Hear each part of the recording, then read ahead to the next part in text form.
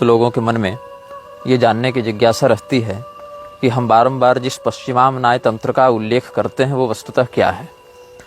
भारतीय सनातन शास्त्र में आमनाय शब्द बड़ा व्यापक है।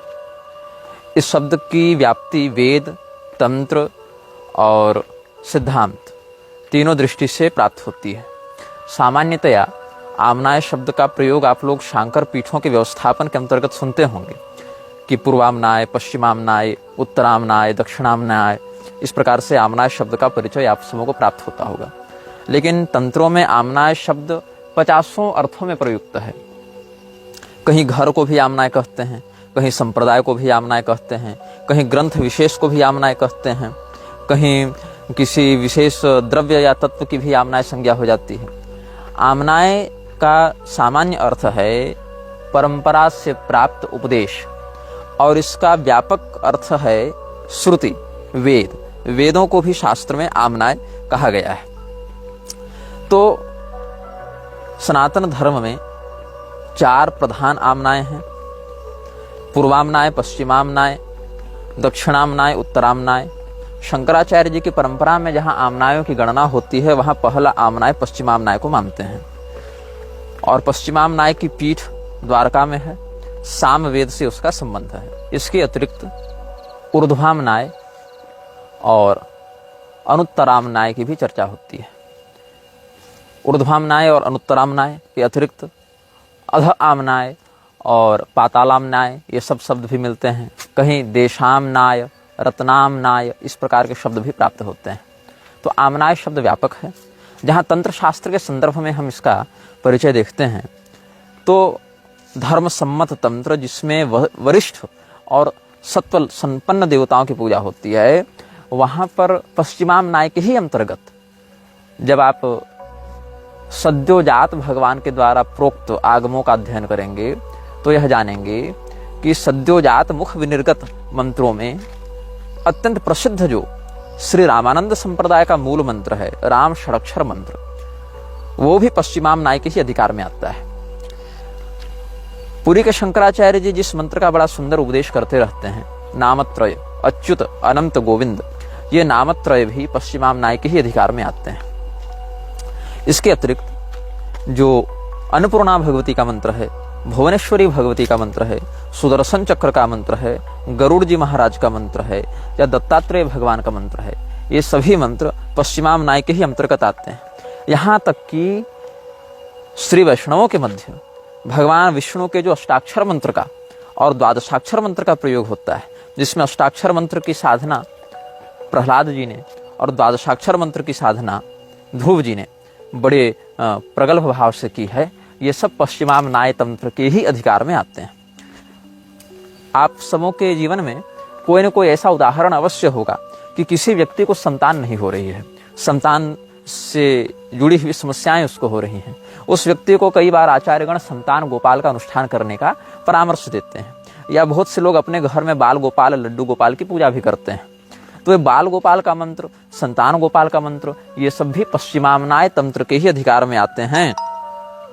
तो आमनाय शब्द का एक सामान्य वर्णगत अर्थ हम आपको बताएंगे।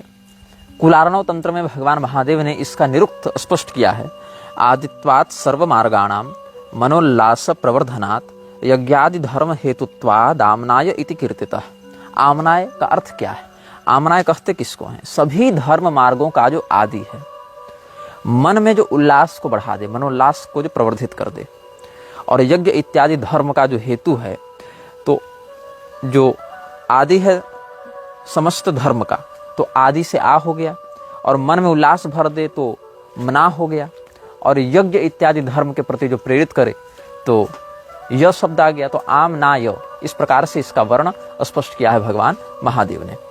तो भगवान महादेव ने आगमों में यह भविष्यवाणी कर रखी है कि पश्चिमामनाय तंत्र के मंत्रों का प्रयोग करके लोग पैशाचिक शक्तियों को जगाएंगे और हिंदू धर्म को विलुप्त करने के लिए चक्रवर्ती राजाओं के समान पराक्रम का प्रदर्शन करते हुए सनातन धर्म को छीन करने का उपक्रम करेंगे। और जब पश्चिमामनाय तंत्र के मंत्रों का प्रयोग करके वो आक्रमण करेंगे तो उस समय उनको युद्ध में पराजित करना बड़ा कठिन हो जाएगा। इसमें भगवान महादेव एक भविष्यवाणी करते हैं।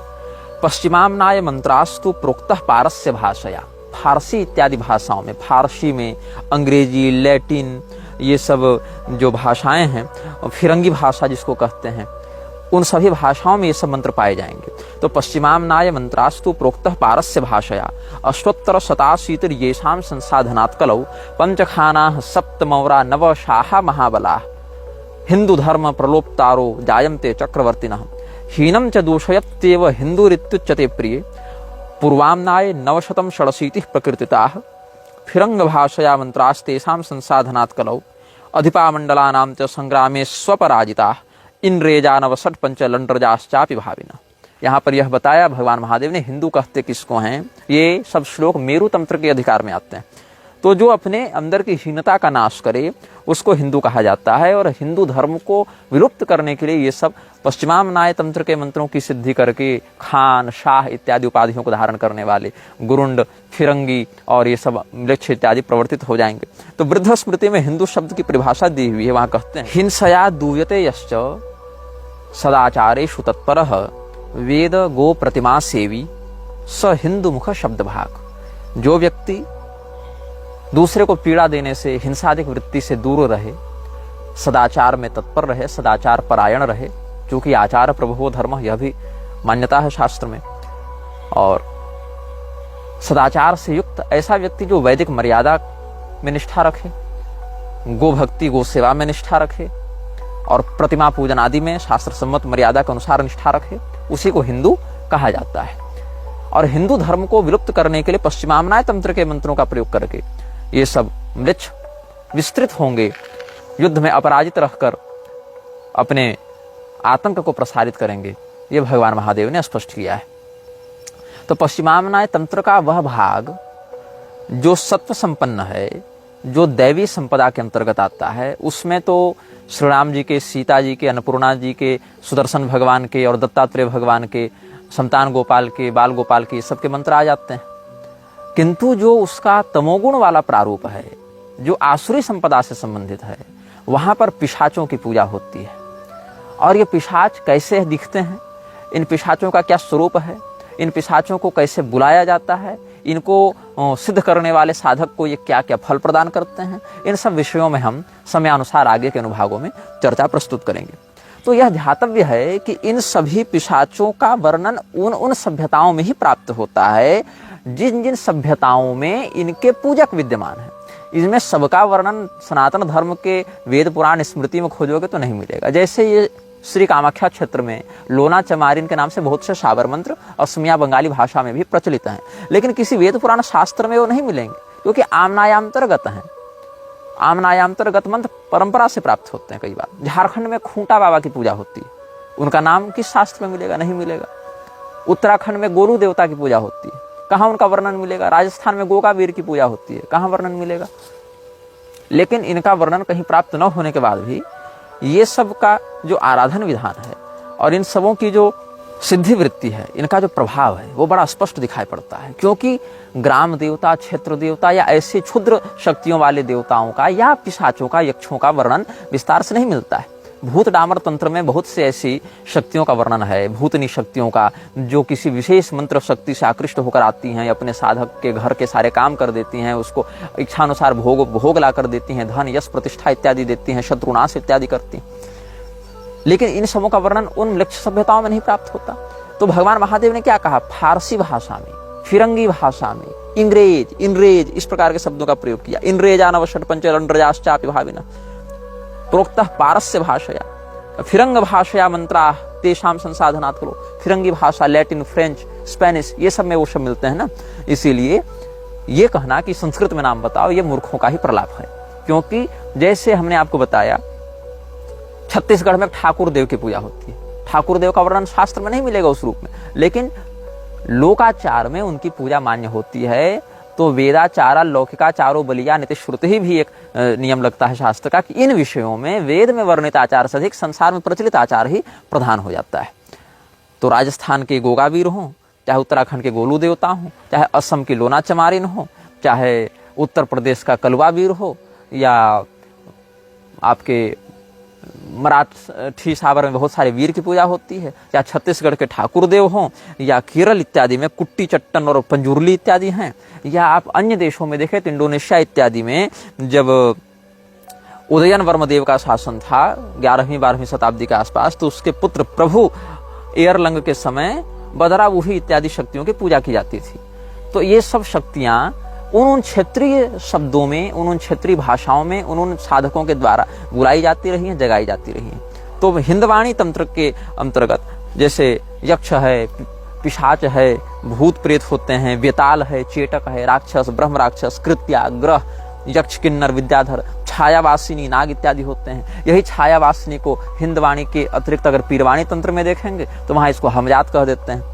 ऐसे ही प्रेत, पिशाच इत्यादि को जिन्न, पीर इत्यादि कह देते हैं। विद्याधर इत्यादि की पीर संज्ञा हो जाती है, वहां पर भाषा बदल जाती है, लेकिन शक्तियों का जो सामंजस्य है वो वही रहता है।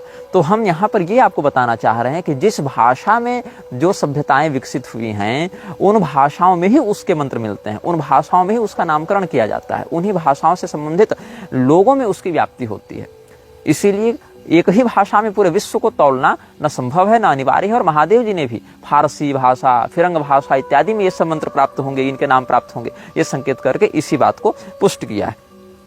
तो पश्चिमामनाय में भी बहुत अधिक विभाग है। उसमें जो म्लेच्छ भाषाओं में म्लेच्छों के लिए जो पैशाचिक शक्तियों का आवाहन किया जाता है, जिन पिशाच नायकों का आवाहन किया जाता है, उनकी संख्या है 80,008। अब 80,008 पिशाचों का नाम बताना, उनका स्वरूप बताना, उनका यंत्र बताना, उनका मंत्र बताना, ये तो हमसे संभव नहीं है और आपके लिए भी जानना आवश्यक नहीं है। तो इसमें से कुछ प्रधान जिनका म्लेच्छराज के संगठन में अच्छा महत्व है और जिनको म्लेच्छराज के अनुयायी अच्छे से पूजते हैं, जिनसे लाभान्वित होते हैं, ऐसे पिशाचों का नाम, यंत्र, मंत्र, स्वरूप इत्यादि हम आपको धीरे धीरे करके बताने का प्रयास करेंगे। तो बहुत कुछ ऐसे साहित्य उपलब्ध हैं म्लेच्छराज के अनुयायियों के द्वारा लिखे हुए, प्रशिक्षित किए हुए, प्रवर्धित किए हुए। इसमें आर्स ग्रुप एक है। आर्स ग्रुप में 5 पुस्तकें आती हैं। लैटिन शब्द है आर्स, उसका अर्थ होता है कला। अब कला को आजकल आर्ट्स कहते हैं, ARTS, वहाँ टी नहीं है, केवल ARS है। तो आर्स समूह में 5 पुस्तकें हैं। ऐसे म्लेच्छों के पिशाच आराधना के विषय में बताने के लिए और भी कई डेमोनोलॉजी की पुस्तकें प्राप्त होती हैं, जिनमें इनका संकेत प्राप्त होता है। जैसे बुक ऑफ इनोच है और ग्रिमोरियन वैरम है, ये सब पुस्तकें प्राप्त होते हैं। लेकिन आर्स श्रेणी की 5 पुस्तकें प्राप्त होती हैं, जिसमें आर्स गोटिया है, आर्स थेरियुगा है, आर्स पॉलिना है, आर्स एमेडल है और आर्स नोटोरिया है। नोटोरिया का अर्थ होता है कुख्यात। तो कुख्यात शक्तियों को बुलाने की कला है ना। इस प्रकार से अलग अलग पुस्तकों के नाम प्राप्त होते हैं। तो इसमें हमने आपको हूर पारक्रात के मंत्री का नाम बताया था, जिसका नाम था एवास, जिसने एलिस्टर क्रॉली को बुक ऑफ लॉ के नियम बताए थे, जिसके विषय में हम पिछले अनुभागों में व्यापक चर्चा व्यक्त कर चुके हैं। तो उसी एवास के विषय में एलिस्टर क्रॉली ने एक स्केच बनवाया था कि वो दिखता कैसा था। तो एलिस्टर क्रॉली ने एवास का जो चित्र बनवाया था, उस चित्र को हम आपको स्क्रीन पर डिस्प्ले करके दिखाएंगे, ताकि आप समझ सकें कि वो शक्ति कैसी दिखती है। उसका माथा उसकी ठुड्डी से लगभग 4 गुना अधिक बड़ा है। और बुक ऑफ लॉ का उपदेश एवास ने किया था, लेकिन एवास को बुलाया कैसे गया, इसके विषय में किसी मंत्र, यंत्र इत्यादि का उसने वर्णन नहीं किया है। बस इतना ही कह दिया कि मैं मिस्र के सोए हुई शक्तियों को जगाने के लिए पिरामिड में जब रिसर्च कर रहा था, तब ये शक्ति अचानक से एक्टिवेट हुई और इसने मुझसे संपर्क किया और इसने मुझे अपने आराध्य के विषय में बताया और अपने पारंपरिक शक्तियों के विषय में अवगत कराया। तो इसमें एक गुप्त संस्था का नाम आता है, जो म्लेच्छराज के अंतर्गत काम करती थी। पहले तो नहीं करती थी, इसकी संस्थापना के समय तो वो म्लेच्छराज से नहीं जुड़ी हुई थी, लेकिन जब ऐसी शक्तियों की खोज में लोग निकलते हैं, शोधार्थी निकलते हैं और कनेक्शन बनता है, तो फिर म्लेच्छराज उनको अपने अधीन कर लेता है, अपने अनुकूल कर लेता है। तो एक इसमें संगठन की स्थापना हुई थी, जिसको कहते हैं रोसीक्रूसियन ऑर्डर। रोसीक्रूसियन का सामान्य अर्थ हो सकता है रोज और क्रॉस, गुलाब और क्रॉस दोनों से मिलकर बना हुआ है रोसीक्रूसियन ऑर्डर। और रोसीक्रूसियन ऑर्डर की जिसने स्थापना की थी, उसने बहुत गुप्त रूप से इसको रखा था। और वो जब मरा, उसको जब दफनाया गया, तो लगभग 1 शताब्दी तक उसके कब्र को कोई पहचान न पाया, कोई खोज न सका। तो गोल्डन डाउन इत्यादि के कुछ लोग बाद में जाकर वहां पर खोजते हैं। तो अपने जादू टोने को, काले जादू को, अपनी शैतानी पैशाचिक शक्तियों को छिपा कर ये लोग चलते थे। इसीलिए गुप्त संगठनों के मध्य इनको कहा जाता था द अनसीन यूनिवर्सिटी, मतलब एक ऐसा तंत्र का विश्वविद्यालय, काले जादू का विश्वविद्यालय जो अभी तक गुप्त है, जिसको किसी ने देखा नहीं। तो इसको रोशन क्रूज ने बनाया था। रोशन क्रूज नाम के एक व्यक्ति ने अपने 7 शिष्यों के साथ मिलकर इस सोसाइटी की स्थापना की थी। इसको रोसिक्रूसियन ऑर्डर कहा जाता था और 100 वर्षों तक ये बहुत गुप्त रहा। इसके लोग पब्लिक में रहते थे, समाज सेवा का नाटक करते थे, समाज सेवा के बहाने लोगों को अपने संगठन में जोड़ते थे। जो अनाथ हैं, होमलेस हैं, जॉबलेस होमलेस लोगों को ये लोग अपने यहाँ जोड़ते थे। और इनका कोई स्पेसिफिक यूनिफॉर्म नहीं होता था और ऐसा भी नहीं है कि इनको किसी विशेष अधिवेशन इत्यादि में बुलाया जाता था। बस आंतरिक रूप से ये व्यवस्था आगे बढ़ती रहती थी, चलती रहती थी। और अपने मरने से पहले ये लोग क्या करते थे, एक उत्तराधिकारी चुनते थे और उत्तराधिकारियों का चयन सालाना एक मीटिंग में कर लिया जाता था। जो लोग मरने वाले होते थे वो अपनी मृत्यु से पहले एक उत्तराधिकारी का चयन कर लेते थे। तो ये जो ऑर्डर है, इसकी स्थापना के पीछे एक बहुत बड़ा उद्देश्य था। इसके लोग एक तलाश में थे। क्या खोज रहे थे?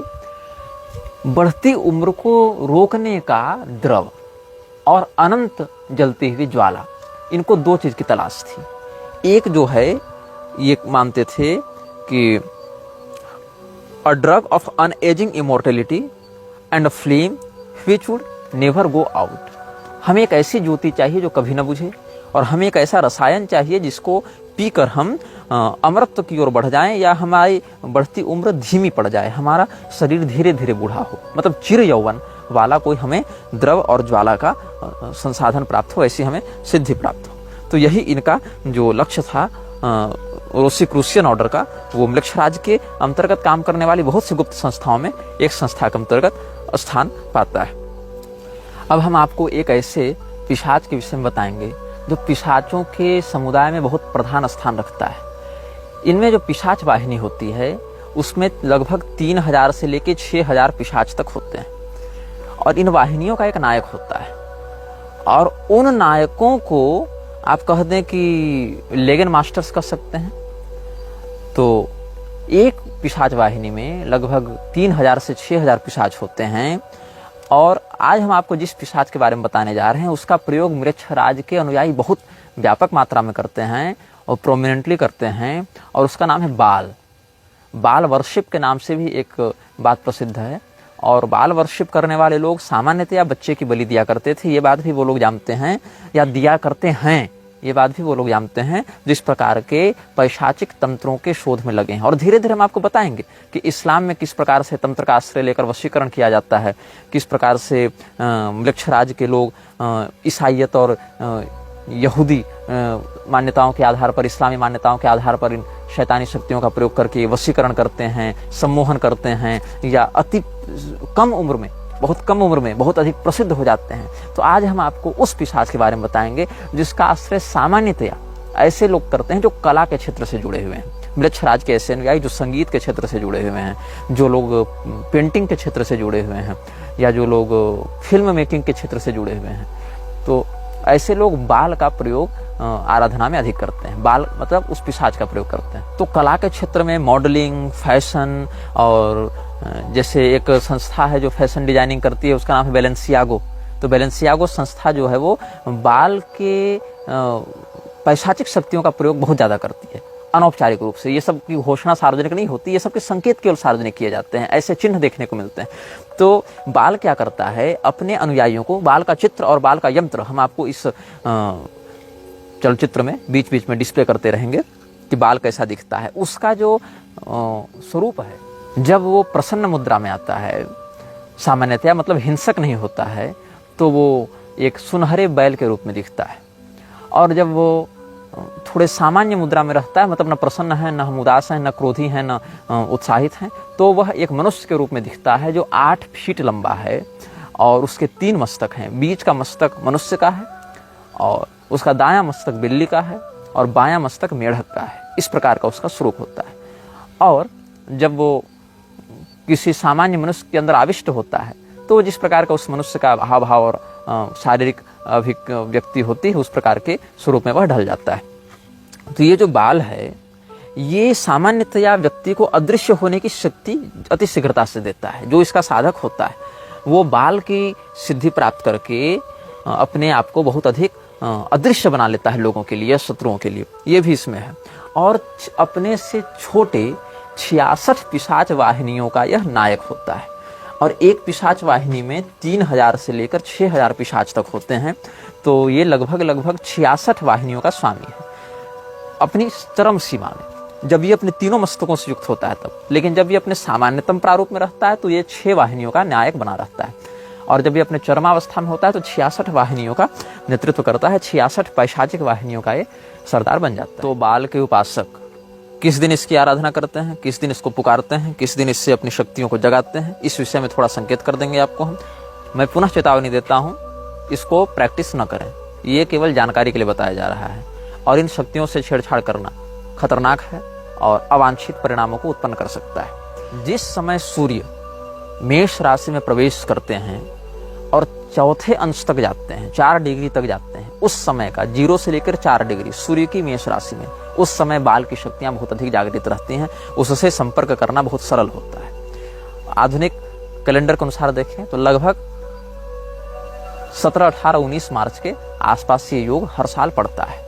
अगर कोई ऐसा उपासक है बाल का जो उस समय मिस कर गया लेकिन फिर भी उसको पुकारना है, तो जब जब चंद्रमा वृष राशि में रहे और मकर राशि में रहे तब भी उससे संपर्क करना अपेक्षाकृत अधिक सरल होता है। या तो सूर्य मेष राशि में 0 से 4 डिग्री तक रहे उस समय, या फिर अगर उस समय का मुहूर्त चूक गया व्यक्ति उपासक तो इस पिशाच नायक को बुलाने के लिए वृष राशि के चंद्रमा और मकर राशि के चंद्रमा का भी आश्रय लिया जाता है।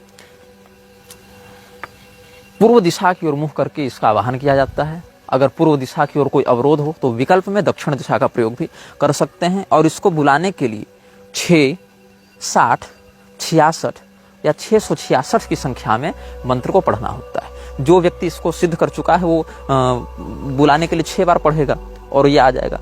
और नए साधक जो है वो 666 बार पढ़ेंगे, 666 बार पढ़ेंगे इसको बुलाने के लिए, तब ये आता है। तो इसको बुलाने के लिए अपने सामने एक हवन कुंड तैयार करके उसमें सोना, लोहा और कांसा, इन तीनों का हवन करना है आग जलाकर। कुछ मात्रा में सोना, कुछ मात्रा में लोहा और कुछ मात्रा में ब्रॉन्ज, ये तीनों उस अग्निकुंड में डालना है। और एक अगरबत्ती जलाई जाती है जिसके गंध से आकर्षित होता है। ये अगरबत्ती बनती किस चीज की है? Frank incense. एक पौधा होता है बोसिलेविया नाम का, वो सुगंधित पौधा होता है, उससे एक प्रकार का गुग्गुल के समान सुगंधित द्रव निकलता है। तो उसी को जलाकर इसकी सुगंध से उसको आकर्षित किया जाता है। और अपने घर में जहाँ पर भी या बाहर में जहाँ पर भी ये प्रयोग किया जाता है, पीले रंग के, काले रंग के या लाल रंग के वस्त्रों का प्रयोग करके इसको बुलाया जाता है। अब इसको बुलाने के लिए जो बलिदान है, सेक्रीफाइस है, डेमोनिक सेक्रीफाइस कहते हैं, तो 3 चीजों की बलि इसको चढ़ती है। क्योंकि इसके 3 प्रकार के मस्तक हैं, एक मेढक का, एक मनुष्य का और एक बिल्ली का। तो मेढक, मनुष्य या बिल्ली, इन तीनों में से किसी एक का बलिदान देना है। तो जो लोग हाई ऑर्डर के हैं और जो लोग इसके वरिष्ठ उपासक हैं वो तो मनुष्य की बलि दे देते हैं, नरबलि दे देते हैं, ऐसे पैशाचिक साधक। लेकिन जिन लोगों के लिए नरबलि देना तात्कालिक रूप से संभव नहीं होता, वो बिल्ली का या मेढक का बलिदान करके उसके शव पर इसका आवाहन करके उसकी प्रतिष्ठा करते हैं और इससे अपने अभिष्ट को सिद्ध करते हैं।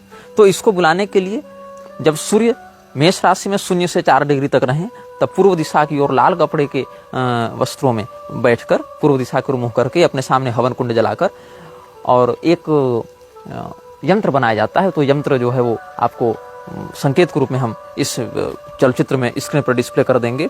और चूंकि ये 6 की संख्या वाला है तो 6 इसके सबसे कमजोर लिगन्स हैं, तो 6 बार मंत्र पढ़ा जाता है। और 66 इसके चरम लिगन्स हैं, चरम पैशाच सैनिक हैं, सेना नायक हैं, पैशाचिक वाहिनियां हैं, इसकी टुकड़ियां हैं उतनी, तो वो हो गया। और इसकी चरमावस्था में 666 बार इसके मंत्र को पढ़ा जाता है। तो सबसे पहले जो म्लेच्छराज का अनुयायी है वो बाल नामक पिशाच को बुलाने के लिए एक मंत्र पढ़ता है, जिससे इसकी खुद की सुरक्षा होती है। उसको कहते हैं याओ एल। याओ एल इसका उच्चारण 3 बार करता है, अपने शरीर का दिग्बंधन करता है। ये शरीर कीलन हो गया। फिर ईशाल अशेला, ईशाल अशेला, इस प्रकार से ये 3 बार कहता है। इससे इसका सुरक्षा चक्र और मजबूत हो जाता है। फिर अपने सामने एक लाल मोमबत्ती जलाकर, फर्न समझते होंगे, फर्न एक प्रकार का पौधा होता है, उसका होम देकर और उसी फर्न के साथ लोहा, तांबा, ब्रॉन्ज इत्यादि का हवन करके उसका छोटा छोटा टुकड़ा डालकर, और फिर जो बिल्ली है, मेढक है, या अगर हाई ऑर्डर का पैशाचिक साधक है, कोई बड़ा सोसाइटी होल्डर है, या बड़ा फ्रीमेसनरी व्यक्ति है, या इल्यूमिनाती का बड़ा अधिकारी है, तो वो मनुष्य की नरबली वहां पर देता है। जैसा कि टेरेसा वाले इंटरव्यू में जो इयान लिस्ली को बताया गया था कि वहां मनुष्यों की, बच्चों की बलि दी जाती थी, तो इस प्रकार से वो देकर और फिर उसको बुलाता है।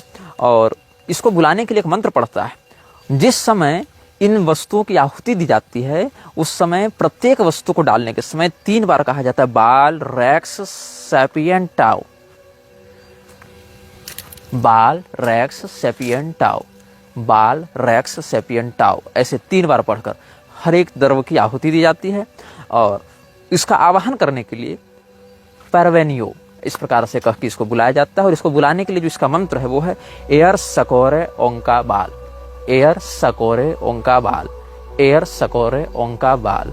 इस प्रकार से अधिकाधिक उच्चारण विहित संख्या में करके इसको बुलाया जाता है। जब ये आता है तो हो सकता है कि ये अपने किसी भी रूप में प्रकट हो, या प्रकट बिना हुए आपके शरीर पर कंट्रोल करके आपके मुंह से ही संवाद करना आरंभ करे। मतलब एक बार आप बोलेंगे और फिर आप ही के मुंह से आपका कंट्रोल लेकर वो बोलेगा।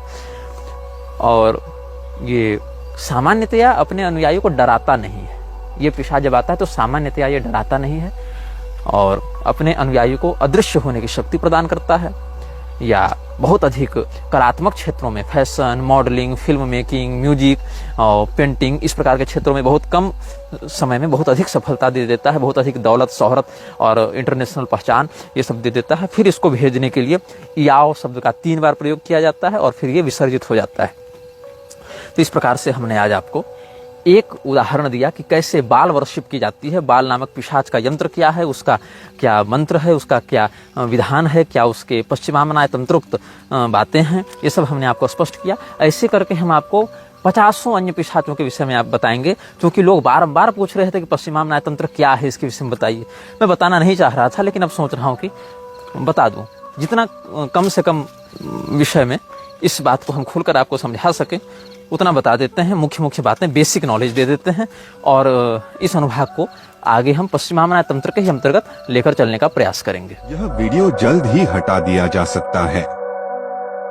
कृपया थर्ड पार्टी ऐप्स का उपयोग करके डाउनलोड करें। आप इस वीडियो को अपने चैनल पर फिर से अपलोड भी कर सकते हैं।